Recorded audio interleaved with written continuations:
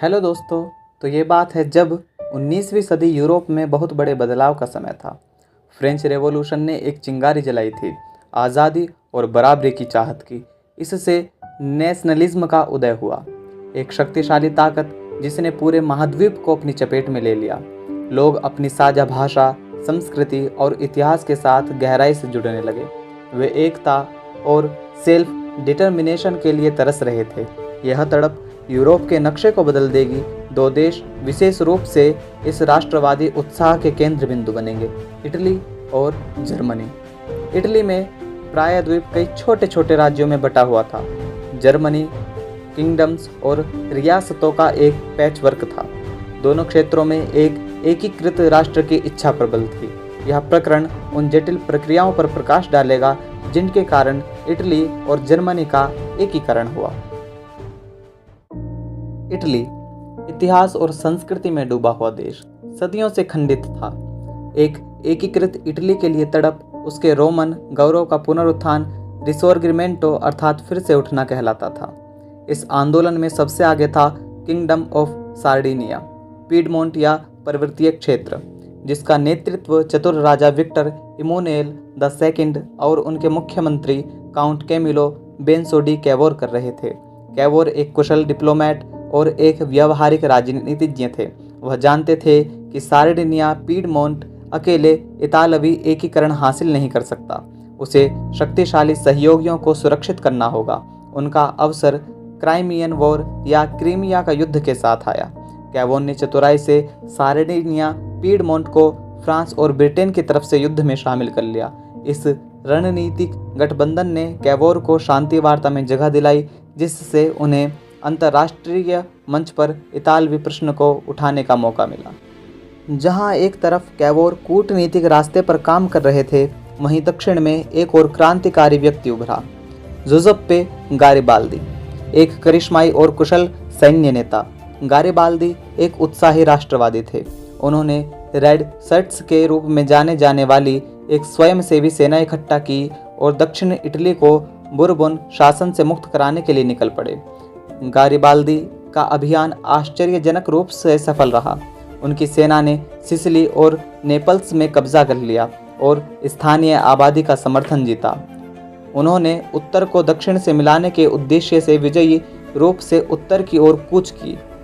हालांकि गारिबाल्दी की इस प्रगति ने कैवोर के लिए एक दुविधा खड़ी कर दी। उन्हें डर था कि गारिबाल्दी का क्रांतिकारी जोश फ्रांस को नाराज कर सकता है और एक व्यापक यूरोपीय संघर्ष को जन्म दे सकता है। कैवोर ने संभावित संघर्ष को रोकने के लिए तुरंत कदम उठाया। उन्होंने सार्डिनियन सैनिकों को दक्षिण की ओर मार्च करने का आदेश दिया। गारिबाल्दी ने पीछे हटने के लिए तैयार हो गए और विक्टर एनुमेल II को शासक बनने दिया। 1861 में इटली के राज्य की घोषणा की गई। वेनिस ऑस्ट्रिया के पास था और रोम पोप के नियंत्रण में था। 1866 में इटली ने वेनिस प्राप्त कर लिया। इतालवी सैनिकों ने शहर में मार्च किया। रोम नए एकीकृत इतालवी राष्ट्र की राजधानी बना। इटली की तरह जर्मनी भी राज्यों का एक पैचवर्क था।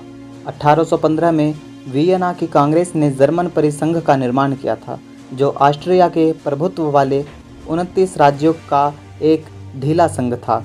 हालांकि एक एकीकृत जर्मन राष्ट्र राज्य की इच्छा बढ़ रही थी, खासकर प्रूशिया राज्य में। प्रूशिया अपनी शक्तिशाली सेना और औद्योगिक ताकत के साथ खुद को एक एकीकृत जर्मनी के स्वाभाविक नेता के रूप में देखता था। हालांकि ऑस्ट्रिया प्रशियन महत्वाकांक्षाओं से सावधान एकीकरण के लिए एक बड़ी बाधा के रूप में खड़ा था। ऑस्ट्रिया और प्रूशिया के बीच यह प्रतिद्वंद्विता 19वीं सदी के मध्य में जर्मन राजनीति की एक परिभाषित विशेषता बन जाएगी। प्रूशिया में एक प्रमुख व्यक्ति उभरा जो जर्मन इतिहास के पाठ्यक्रम को बदल देगा, Otto von Bismarck. Otto von Bismarck, blood and iron. 1862 में प्रूशिया के मंत्री राष्ट्रपति नियुक्त हुए। ओट्टो वॉन बिस्मार्क एक मास्टर रणनीतिकार और एक क्रूर व्यावहारिक व्यक्ति थे। उनका मानना था कि जर्मन एकीकरण भाषणों और उदारवादी आदर्शों से नहीं, बल्कि रक्त और लौह, सैन्य शक्ति और निर्णायक कार्रवाई से प्राप्त होगा। बिस्मार्क का पहला निशाना डेनमार्क था। 1864 में प्रूसिया ने डेनमार्क के खिलाफ एक सफल युद्ध छेड़ा, जिसमें स्लेस्विग और होल्स्टीन पर कब्जा कर लिया। ऑस्ट्रो प्रूशियन वार प्रूशिया के लिए एक निर्णायक जीत थी।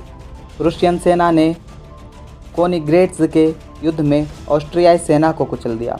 ऑस्ट्रिया को जर्मन मामलों से हटा दिया गया था। इस युद्ध ने उत्तरी जर्मन परिसंघ के निर्माण का मार्ग प्रशस्त किया।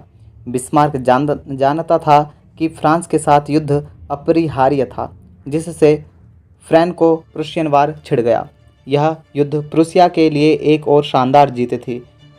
वर्सेलाइज में जर्मन साम्राज्य की घोषणा की गई। अ न्यू यूरोप इटली और जर्मनी के एकीकरण का यूरोपीय शक्ति संतुलन पर गहरा प्रभाव पड़ा। कॉन्सर्ट ऑफ यूरोप गठबंधनों की नाजुक प्रणाली, जिसने नेपोलियन युद्धों के बाद से शांति बनाए रखी थी, चकनाचूर हो गई थी। एक एकीकृत जर्मनी अपनी औद्योगिक शक्ति और सैन्य शक्ति के साथ महाद्वीप पर प्रमुख शक्ति के रूप में उभरा। एकीकरण प्रक्रियाओं ने राष्ट्रीय पहचान को बढ़ावा देते हुए भविष्य के संघर्ष के बीज भी बोए। एकीकरण के लिए युद्धों ने आक्रोश और प्रतिद्वंद्विता की विरासत छोड़ी।